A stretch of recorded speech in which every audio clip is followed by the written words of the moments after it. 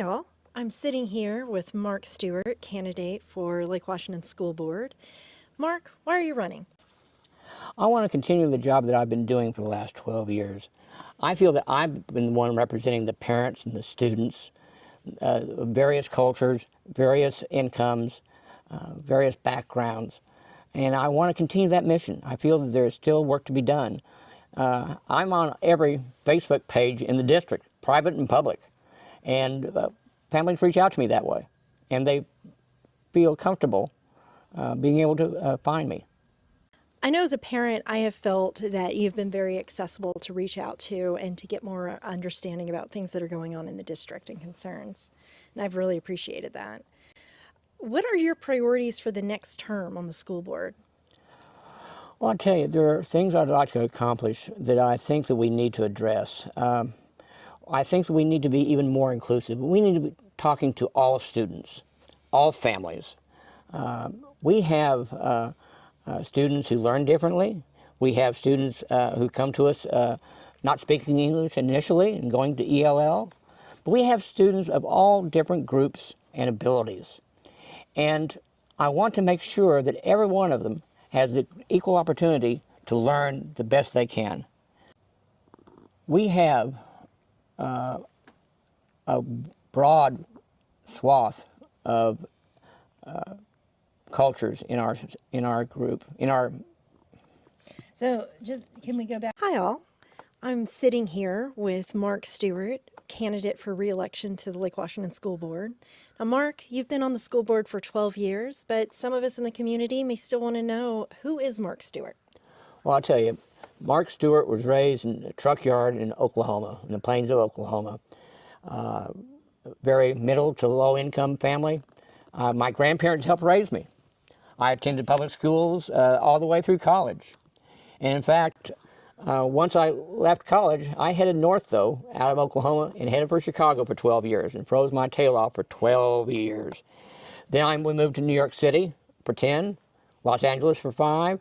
Then about 17 years ago, my family and I moved up here to the Redmond and Seattle area, where we've made our home, where we've educated our kids, and where we're very comfortable. And Mark, why are you running for school board? I still have objectives I want to accomplish for our students, our families, our teachers, our staff. I've probably been one of the most open and accessible board members ever. I'm on virtually every Facebook page in our school district, private and public. I give out my private cell number to about anybody who asks and some people who don't ask for it. And I make myself accessible because that's the way I was raised. The fact you have to be there when they need you. As a parent in the district, I have appreciated that accessibility and the openness. What are your priorities for the next term on the school board? Well, I tell you, I want to make sure that we realize that all means all, and that we're looking at however you learn, whether you're coming to learning English for the first time, whether you learn differently, whether you learn differently from the kid sitting next to you. Everybody should be able to have a great education. I think we get a great education here, don't get me wrong, but I want to see it more inclusive.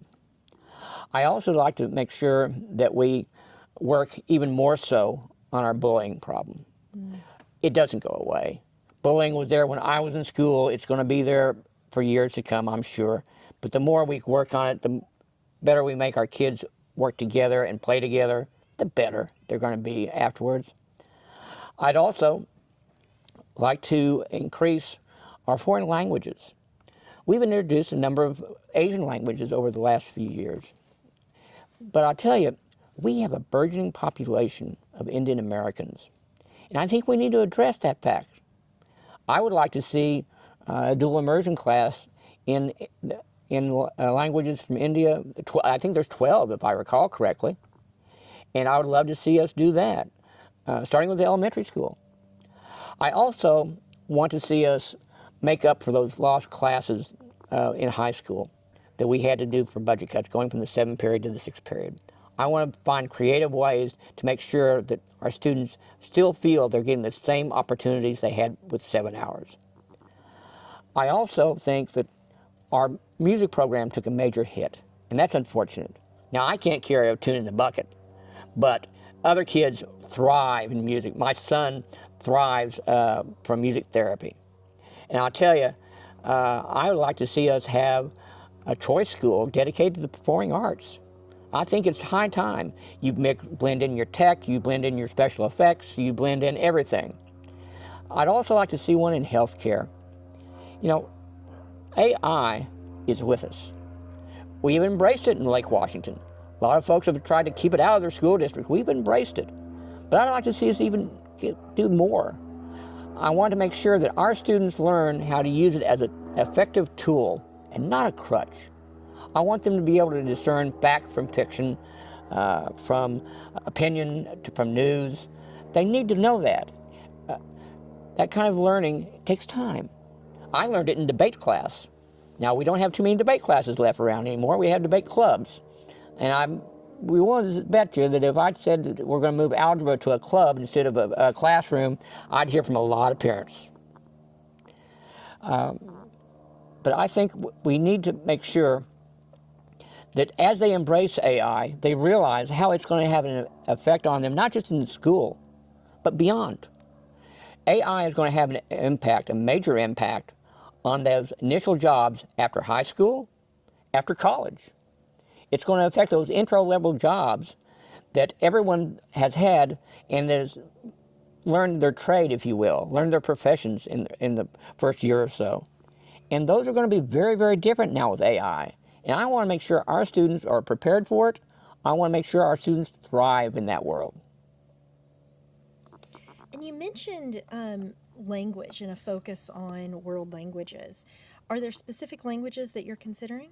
Well, again, I mentioned that I want to see us work on bettering our relationship with our burgeoning Indian American community. It's a huge community, and they have 12 languages.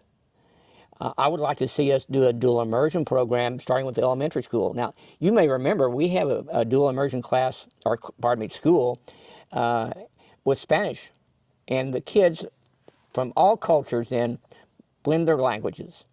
And what a great way to learn each other about their backgrounds and so forth, and learning language and communicating in their tongue. I think that's a great way to learn. You know, and part of it is too that I want to be able to give back. The Indian American community has welcomed me and my family with open arms. They've invited me to their cricket games. They've taught me their foods and their culture. They've also taught me that they want to help me and my family and my children communicate better. Everyone has communications problems, whether it's learning a new language or just learning how to speak better and better. And being able to get your words accomplished, but also your message accomplished. And that's what I want to see us do. And that's what I want to be able to reciprocate to those folks that have been so kind to us. And how else would you like to help our different cultures? Well, I'll tell you, when you move into a new neighborhood, what's the first thing you usually do when a new neighbor comes around? You take them a dish. You take them your favorite recipe. Because you know they're going to be unpacking boxes. They're going to be tired at the end of the day. They don't want to have to cook a meal or go out again. And when we get together as neighbors, what do? We have cookouts, or we have dinners in. And I tell you, that is how we converse, and that's how we make friends. We learn over a pot of stew. We learn over various dishes that are your family favorites for years. And that's how I would like to have our students learn each other's cultures. We already have Cooking 1 in high school. I propose we have a Cooking 2 class, if you will, that is called Cooking with Culture, for lack of a better term, or Cooking with our international cultures. And with the idea being that we'd have each week focus on a different culture, perhaps, or 2 weeks. And you'd have them cooking recipes from that culture. In fact, I'd like to see the parents be able to come in and have them not only teach that recipe, but also as they're cooking the recipes, then they'd also be talking about their culture. What a marvelous way for our kids to get to know each other and to get to know each other's backgrounds so much better. It's so difficult. I can't imagine, to be quite frank. I've moved around a lot, and I don't begin to even think that I have any or had any of the challenges that our international families faced. But I always felt like an outsider for a few years. And what a great way if someone had asked, well, what is your family's favorite dish? And I bet you that they'd know that my chili will knock their socks off. I love the idea of parents being able to have these volunteer opportunities even into high school. It's an interesting way of being able to extend volunteer opportunities for parents past elementary school. Which priorities do you still need to focus on, and which new ones should we be exploring? I'll tell you, inclusion, we've been a pioneer pretty much in inclusion. That said, we've gone this far and we need to go farther. We need to make sure that anyone who learns differently or that has a different perception in their learning has the same opportunity as the kid sitting in the desk next to them. And kids learn better when they work together, when they're in the same classroom. Pulling out just ostracizes them to a degree, and it also takes them away from the lessons the other kids are learning while they're out of the room. And when I was in classrooms, I noticed that kids learn from kids as much as they learn from their teachers often. In fact, sometimes they learn even better because the kids are able to communicate as kids as opposed to teacher to student. And that's great. My younger son was in the emergency training class, and their two boys took him under their wing and made sure that he carried litters, worked the radio, did all the things that they knew that they wanted to do. And to me, it was inspiring to see kids really step up and teach each other. That is a great story. Other than your Oklahoma roots, what sets you apart from your challengers? Well, I tell you, as I mentioned being in the classroom, my younger boy has autism. And we knew that he was a bit of an escape artist. The school district called him a flight risk, but he could disappear in a heartbeat. And so we had a service dog for him. We raised funds for 2 years to get him, brought the dog in, and the district said, well, you need to be in the classroom every day then to handle this dog as the handler, because we don't offer a handler. And I said, well, I wouldn't turn it down, but I didn't anticipate you doing so either. And so either my wife or I walked the hallways, sat in the classrooms, ate in the cafeteria 5 days a week, semester 1 and semester 2 in summer school. And you get to know the staff, you get to know the kids, you see their struggles, you see I wonder if we could do it some other way that might be even easier for the teachers to teach and the kids to learn. And you see some of the problems too. I won't sugarcoat it, there are problems. We all had problems going through school, and they won't stop, but we sure can make them better.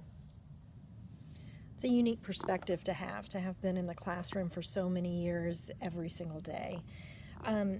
What's the best way to get to know more about you, Mark? Well, in addition to finding me on the Facebook pages, I'll tell you, my website is Mark Stuart, and that's spelled Stuart, with the number 4, education 2025 for this year's election.com. So Mark Stuart for education 2025.com. My phone number's on there. Feel free to call me. Look me up on Facebook. I can be found about anywhere, any medium that you're looking at. Well, Mark, thank you for taking the time to let the community know why you're running for election and the things that are important to you. And we wish you well on your campaign. Thank you.